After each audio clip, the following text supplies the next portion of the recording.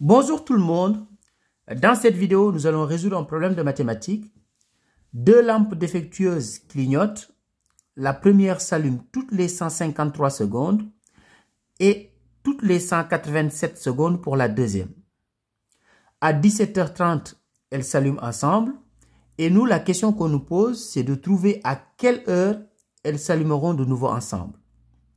Donc l'idée, c'est de traduire le problème en langage mathématique. Qu'est-ce que ça signifie? Nous, ce qu'on veut d'abord, c'est de trouver le nombre de secondes qui s'écoulent entre le moment où ça s'est produit une première fois et le moment où ça va se produire une deuxième fois. C'est-à-dire entre 17h30 et le moment où ça va se reproduire une deuxième fois. Donc, ce nombre de secondes qu'on veut trouver doit être un multiple de 153 et de 187.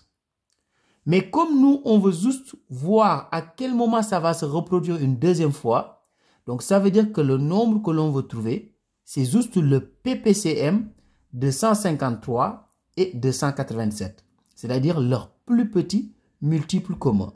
Donc, pour pouvoir maintenant trouver le PPCM des deux nombres, on va d'abord faire la décomposition en produit de facteurs premiers de 153 et de 187. Donc, commençons par la décomposition en produit de facteurs premiers de 153. Alors, je vous rappelle que pour faire la décomposition en produit de facteurs premiers, vous devez connaître quelques nombres premiers.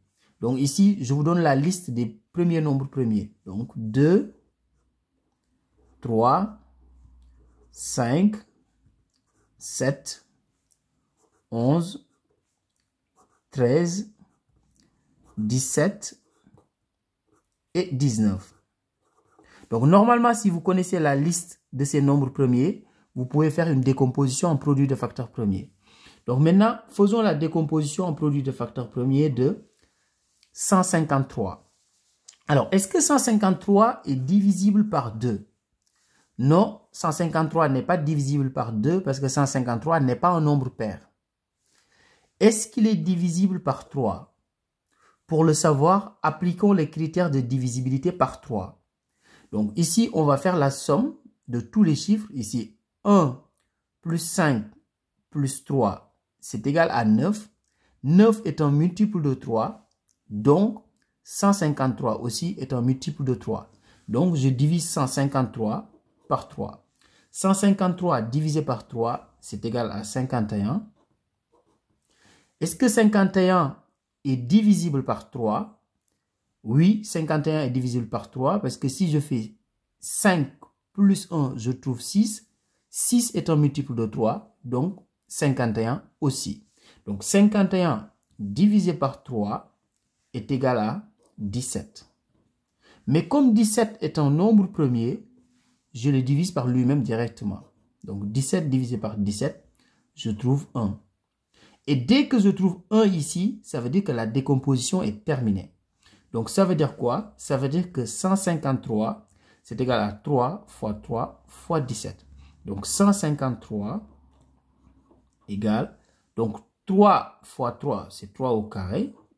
Donc, 3 au carré fois 17.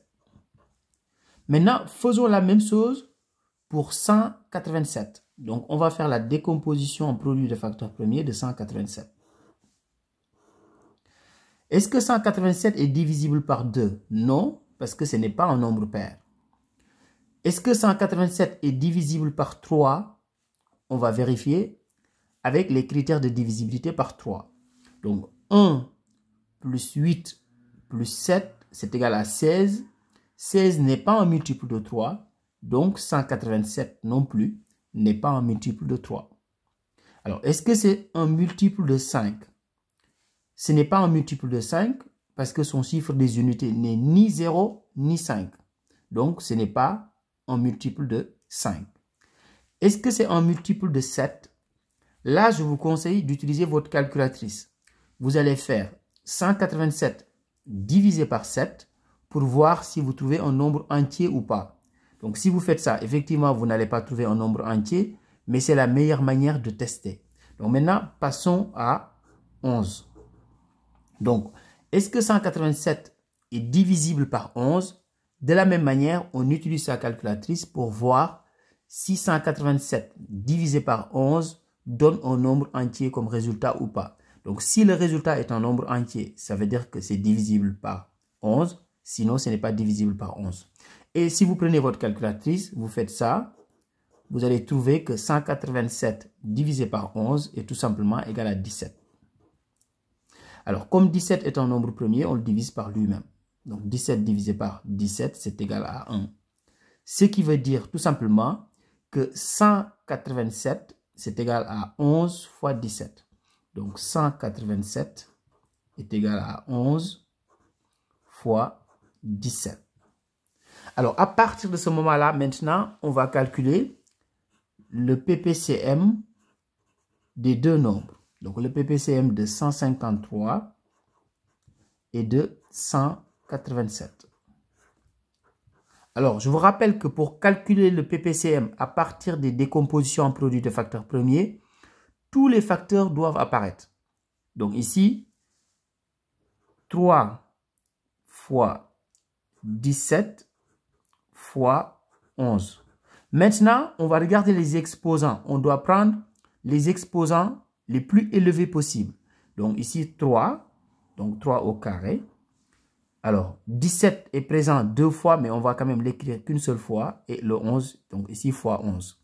Donc, si on calcule tout ça, normalement, à partir de ce moment-là, vous prenez votre calculatrice pour calculer.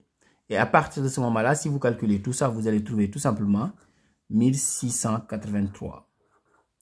Donc, à partir de 17h30, jusqu'au moment où ça va se reproduire une deuxième fois, il va se passer 1683 secondes. Donc, voilà la durée qui sépare les deux moments. Donc, ici, maintenant, on va voir combien de minutes ça fait. Donc, on va prendre tout simplement 1683 et on va le diviser par 60, tout simplement pour voir combien de minutes ça nous donne. Donc, ici, 1683.